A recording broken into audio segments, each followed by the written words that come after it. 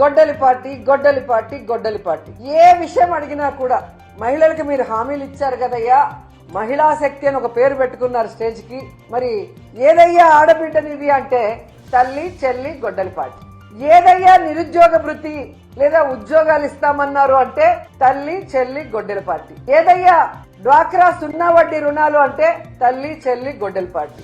అయ్యా అమరావతిలో మీరు చేసే దోపిడీని ఆపండయ్యా అంటే తల్లి చెల్లి గొడ్డలి పార్టీ. అంటే ఈ ప్రభుత్వానికి సమాధానం చెప్పడానికి సమాధానం లేదు. డైవర్షన్ పాలిటిక్స్ తో ఎప్పుడు చూసినా తల్లి చెల్లి గొడ్డలి అంటూ మాట్లాడుతున్నారు. ఈరోజు నేను సూటిగా తెలుగుదేశం పార్టీ హోంమంత్రి అనిత గారిని వాళ్ళ మంత్రుల్ని అడుగుతున్నాను. అమ్మా, మీ చంద్రబాబు నాయుడు తన ఆస్తుల్లో తల్లి చెల్లికి ఎంత ఇచ్చారో ఒకసారి చెప్తావమ్మా? హెరిటేజ్ ఆస్తుల్లో తల్లి చెల్లికి ఎంత ఇచ్చారో ఒకసారి చెప్తారమ్మా? ఈ రోజు లెక్కలు చెప్పడానికి మీ నాయకుడి దగ్గర ఆయన కొడుకు దగ్గర సమాధానం లేదు. ఎందుకంటే ఈ రోజు వాటికి వాళ్ళ తల్లి ఎలా ఉంటుందో ప్రపంచానికి తెలియదు, వాళ్ళ చెల్లెల్లో అక్కలు ఎలా ఉంటారో ప్రపంచానికి తెలియదు. వాళ్ళందరినీ ఎక్కడో అట్టడుగున పడేసి తాను మాత్రం మోసాలతో వెన్నుపోట్లతో ఈరోజు ముఖ్యమంత్రి స్థాయికి ఎదిగి ఈరోజు తాను తన పెళ్ళాం తన కొడుకు తన కోడలు మనవుడు తప్ప ఈ ప్రపంచంలో ఎవరికి ఏ సహాయం చేయని చంద్రబాబు నాయుడు మాట్లాడుతుంటే మీరు తానా అంటే తందానని మాట్లాడుతున్నారే. సో చంద్రబాబు నాయుడు తల్లితో ఉన్న ఫోటో గాని లేదా అక్క చెల్లెలతో ప్రతి సంవత్సరం ప్రేమగా ఆడబిడ్డల్ని ఇంటికి పిలిచి పసుపు కుంకుమ ఇచ్చి చీర పెట్టి భోజనం పెట్టాలి కదా ప్రతి అన్నదమ్ముడు పెట్టేది.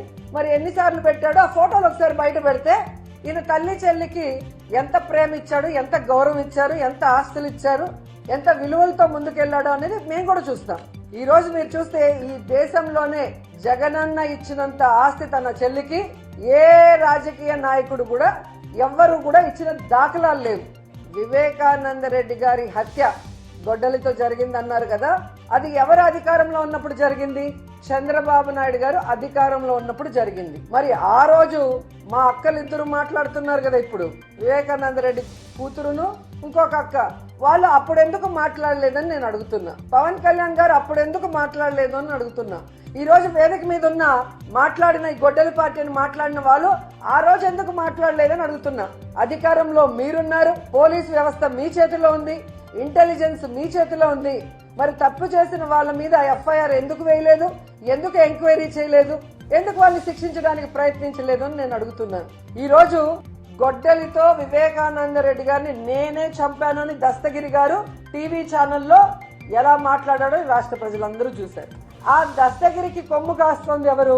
తెలుగుదేశం పార్టీ నాయకులు. మీరు మీ పచ్చ ఛానళ్లలో మీ డిబేట్లలో ఆయన కూర్చోబెట్టుకొని ఒక హంతకుడితో మీరు ఎలా మాట్లాడిస్తున్నారో అందరూ చూస్తున్నారు.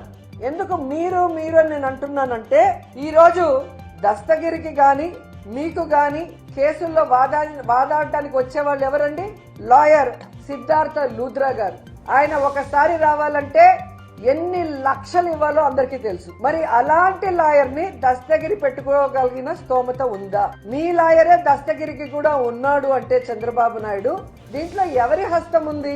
వివేకానంద రెడ్డి గారి హత్యలో ఎవరి హస్తం ఉంది? మీది కాదా? మీ పార్టీది కాదా? మీది కాదా గొడ్డలి పార్టీ? మీది ఒక్క గొడ్డలి పార్టీయే కాదు, మీది వెన్నుపోటు పార్టీ. మీకు రాజకీయ భవిష్యత్తు ఇచ్చి నీకు పిల్లనిచ్చిన మామ ఎన్టీఆర్కే వెన్నుపోటు పొడిచిన మహానుభావుడు నువ్వు. నీది వెన్నుపోటు పార్టీ. అలాగే చెప్పుల పార్టీ. మామ గెలిపించుకున్న పార్టీని లాక్కొని ఆయన గెలిపించిన ఎమ్మెల్యేలతోనే ఆయన మీద చెప్పులేసిన గొప్ప నాయకుడివి నువ్వు.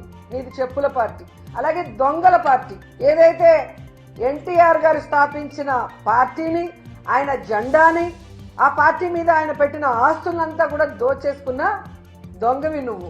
సో నువ్వా జగన్మోహన్ రెడ్డి గారి గురించి మాట్లాడేది? కోడలు మగబిడ్డని కంటే అత్త సంతోషిస్తుంది అని చెప్పిన పెద్ద మనిషి నువ్వు. అంటే ఆడపిల్ల పుట్టుకనే నువ్వు ప్రశ్నించి అవమానించిన వ్యక్తివి. అసలు నీకు మహిళల గురించి మాట్లాడే అర్హత ఉందా అని అడుగుతున్నా. జగన్మోహన్ రెడ్డి గారు మహిళా పక్షపాతి అయితే నువ్వు మహిళా కక్షపాతివి. మహిళల్ని ఈ రాష్ట్రంలో ఎన్ని రకాలుగా మోసం చేయాలో అన్ని రకాలుగా మోసం చేసిన వ్యక్తులు మీరు. వాళ్ళకి ఇస్తానన్న సంక్షేమాన్ని ఇవ్వలేదు. జగన్మోహన్ రెడ్డి గారు ఇస్తున్న చేయూత గాని, ఆసరా గాని, అలాగే అమ్మఒడి గాని, బస్సుల విషయంలో గాని, ఫ్రీ బస్సుల విషయంలో గాని, రిజర్వేషన్ల విషయంలో గాని, ముఖ్యంగా 18 ఏళ్లు నిండిన ప్రతి ఒక్కరికి ఇంట్లో ఎంతమంది ఉంటే అంతమందికి 1500 ఇస్తామని చెప్పారు. ఎందుకంటే మీ నాయకుడే ఇప్పుడు మంత్రిగా పెట్టిన ఒక అతను చెప్తాడు.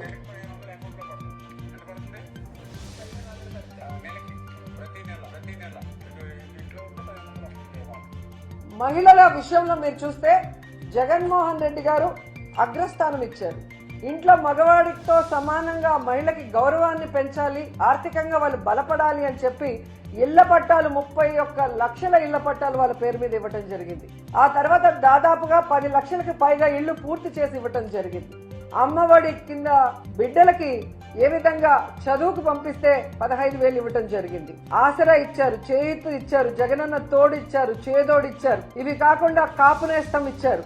ఇలా ఎన్నో మహిళల్ని ఆర్థికంగా నిలదొక్కునే విధంగా జగన్మోహన్ రెడ్డి గారు చేస్తే అవన్నిటిని కూడా రాగానే తీసేసి వాళ్ళని నాశనం చేసేసి సిగ్గు లేకుండా ఈరోజు మహానాడుకు స్త్రీ శక్తి అని పేరు పెట్టాము అని చెప్తున్నారు. స్త్రీ దగా శక్తి అని పెట్టుకోండి.